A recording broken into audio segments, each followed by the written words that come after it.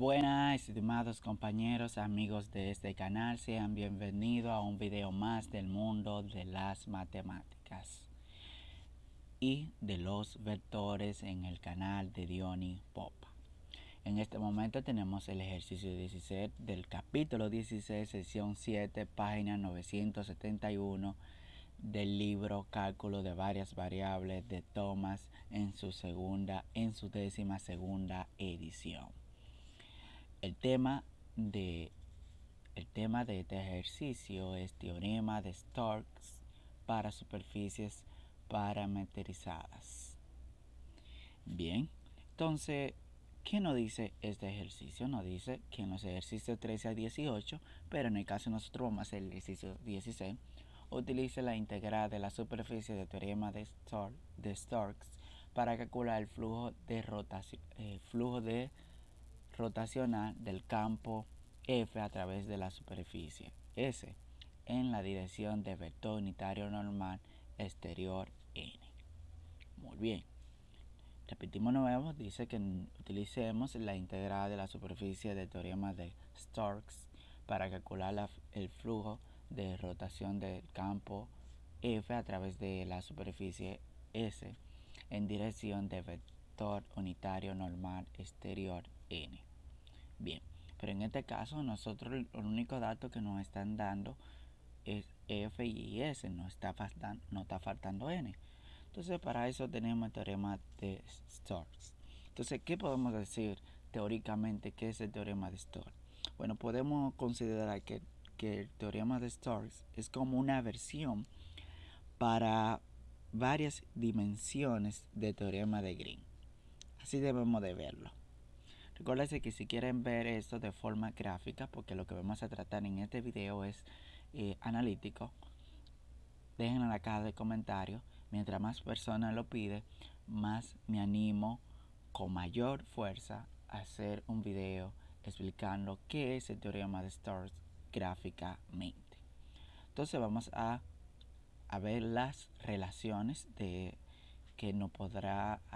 nos ayudará a desarrollar y solucionar este problema. Bueno, tenemos que el flujo rotacional de un campo F, esta relación de acá, como pueden ver, bien, el flujo rotacional de un campo F. Bien, primero es que aquí, como tenemos rotacional de F, debemos definir a qué es igual rotacional de F. Bueno, a esta expresión que tenemos acá, a este determinante de esta matriz que tenemos acá. ¿Quién es F1? ¿Quién es F2? ¿Quién es F3? Bueno, F1 viene siendo la componente en Y, en dirección Y. F2 viene siendo la componente en dirección J. Y F sub 3 o F3 debemos considerar que es la componente en dirección J, en dirección K de el campo F. Bien, tenemos otra relación acá muy interesante, y es que rotacional de F por la normal por diferencial de sigma es igual a rotacional de F por producto punto por el producto vectorial de R sub R y R sub delta por diferencial de R y por diferencial de delta. Bien, algo que debemos de tener claro que R sub R viene siendo igual a la derivada parcial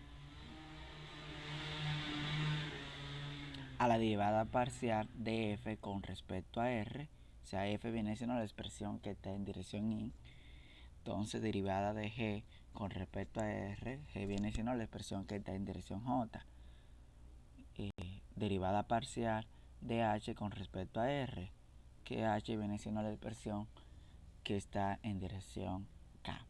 Asimismo, podemos o analógicamente podemos ver R sub delta, como lo pueden ver en la expresión. Sabiendo esto y poniendo en claro, procedemos a buscar esta siguiente relación.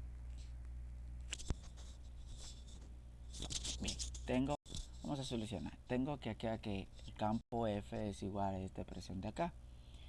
Y dijimos que rotacional de F es igual a esta expresión de acá. Entonces vamos a desarrollar esta expresión. No queda esto de acá.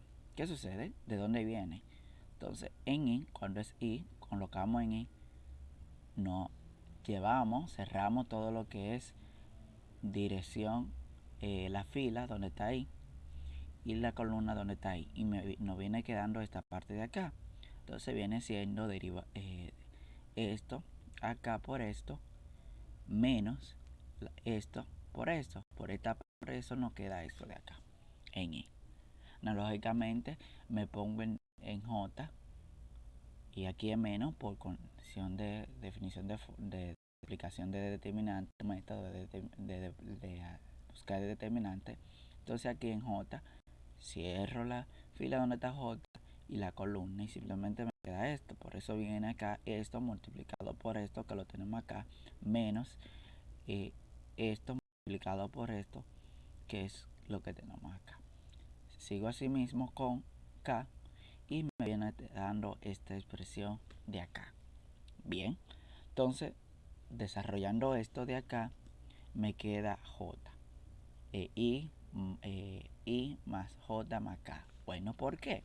Bueno, cuando yo derivo, recuerden que la derivada parcial con respecto a una variable considera la demás constante. Si la derivada de una constante es 0. Entonces aquí en este caso, ¿qué tenemos? O sea, tenemos z y x. Entonces a derivar con respecto a y me va a quedar 0. Es decir, que esto lo podemos considerar 0. Vamos a considerarlo 0. 0. Acá me viene quedando lo siguiente con respecto a z. Me va quedando derivada de y 0 y derivada de z1 negativo. Pero que tengo un 1 aquí negativo, ¿qué pasa? Me da positivo. Por lo tanto, me queda j positivo. Bien. Sería 1 todo. Aquí esta expresión me daría 1 por JJ. Bien. Aquí podemos ver entonces menos también. Digo la derivada de aquí, como puede ver z es 0, porque con respecto a x la derivada parcial, entonces se considera una constante.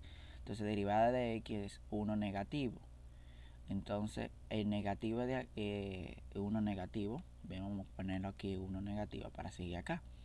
Entonces, ¿qué sucede acá? Acá con derivada parcial de esta expresión con respecto a z. Entonces aquí no está z, por lo tanto todo esto es 0. Entonces me queda 1 negativo en esta expresión. Entonces el negativo de acá con el 1 negativo me queda positivo. Por lo tanto 1 por j me va a dar j. Lógicamente sigo el mismo procedimiento acá. ¿Y qué sucede? Que aquí con respecto a x, entonces no vemos aquí ninguna variable x, por lo tanto esto debemos de considerarlo 0. Y aquí es con respecto a y, tenemos y, entonces derivada de y es 1 negativo, aquí por el menos de acá, y negativo con negativo es positivo. Por lo tanto, aquí hay una k que falta 1 positivo por k, me va a quedar k. Entonces ya encontramos el rotacional del campo F. Por lo tanto, seguimos a buscar las siguientes relaciones que nos faltan. En este caso tenemos que encontrar el producto cruz o el producto vectorial de R sub R por R sub delta. Entonces recuérdense que esta es la expresión que tenemos acá y debemos recordar de dónde viene esto. Vamos a ver. Vamos a recordar estas dos relaciones que planteamos en la caja de relaciones. ¿Qué sucede? R sub R viene siendo la derivada de f. Entonces aquí derivada de f, que viene siendo esta expresión de acá, la vamos a poner, la vamos a marcar expresión f, expresión g, expresión h. Bien, entonces derivada de eso con respecto a r, derivada parcial con respecto a R. Entonces eso se considera una constante, por lo tanto derivada de R 1 y 1 por esto es coseno de delta. Entonces aquí tenemos algo similar, por lo tanto me queda seno de delta. Sin embargo aquí está negativo, derivada de R es 1, entonces está negativo, me va a dar 1 negativo. Analógicamente podemos seguir con R sus delta, y es que derivar esto, aquí R ya se considera una constante. Digo, derivada de coseno es seno negativo. Entonces, por lo tanto, aquí tenemos menos R por seno negativo. Acá, esta parte de acá, igual, derivada de seno es coseno. Entonces, por eso me queda R coseno. Acá, como no tenemos nada, simplemente se va a considerar una constante, no tenemos la variable delta, entonces se considera 0. De ahí es que viene esta expresión. Entonces aplico determinante y me queda esta expresión de acá. ¿Qué sucede? En el momento de yo me ponga en dirección I,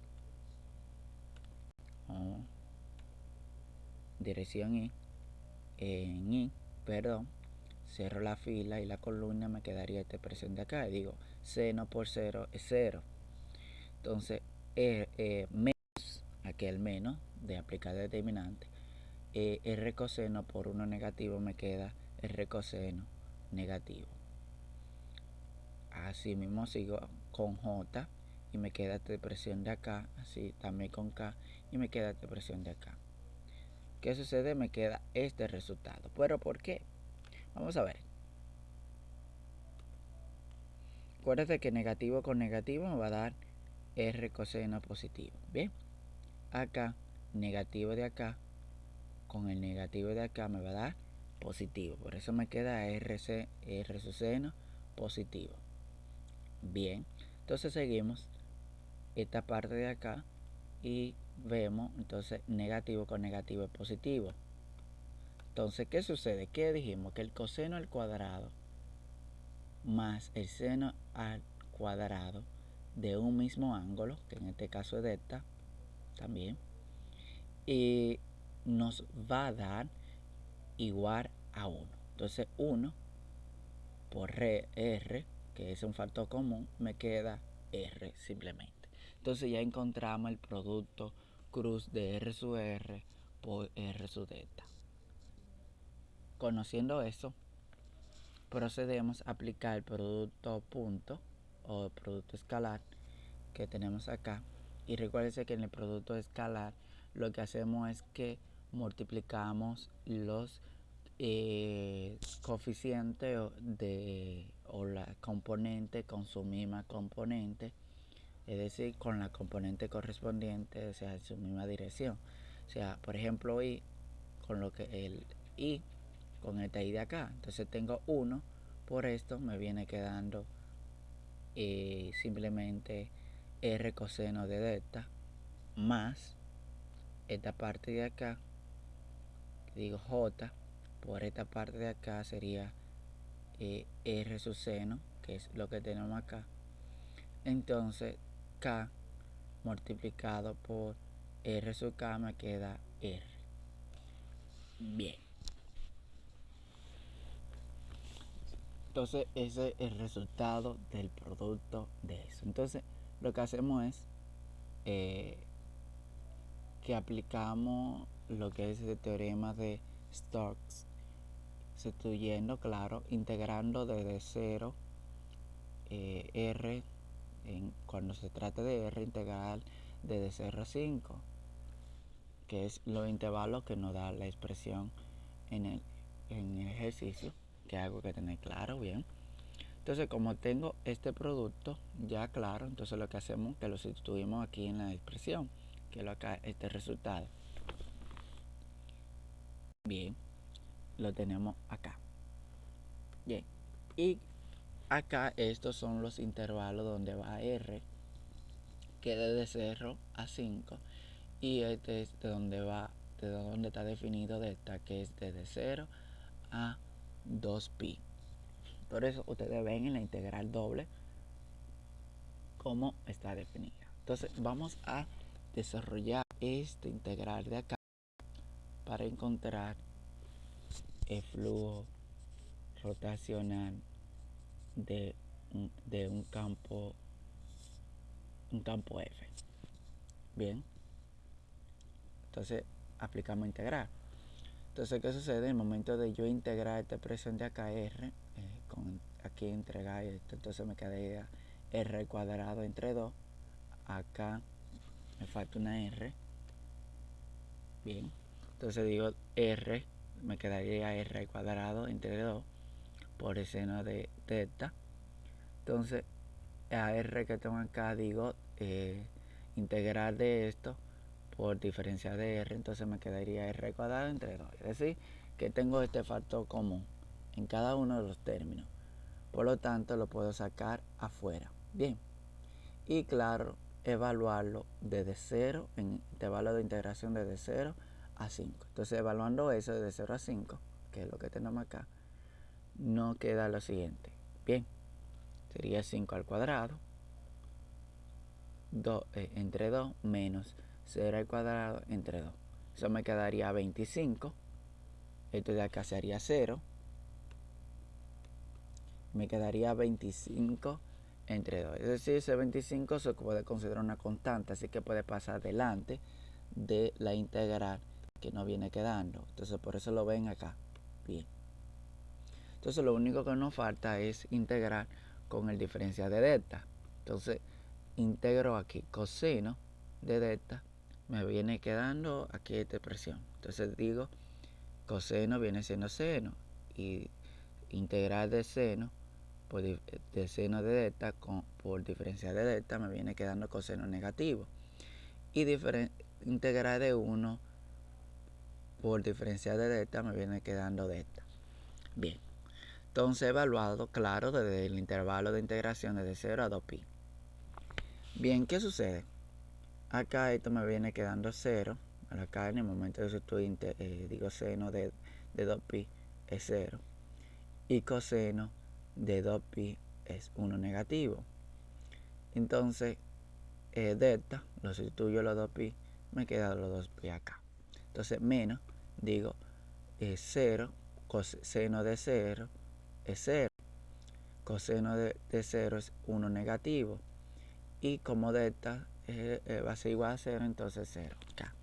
Entonces, ¿qué sucede? Aquí yo tengo negativo con negativo, me va a dar un 1 positivo.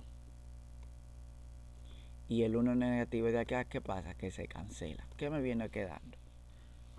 Este resultado de acá, 2pi.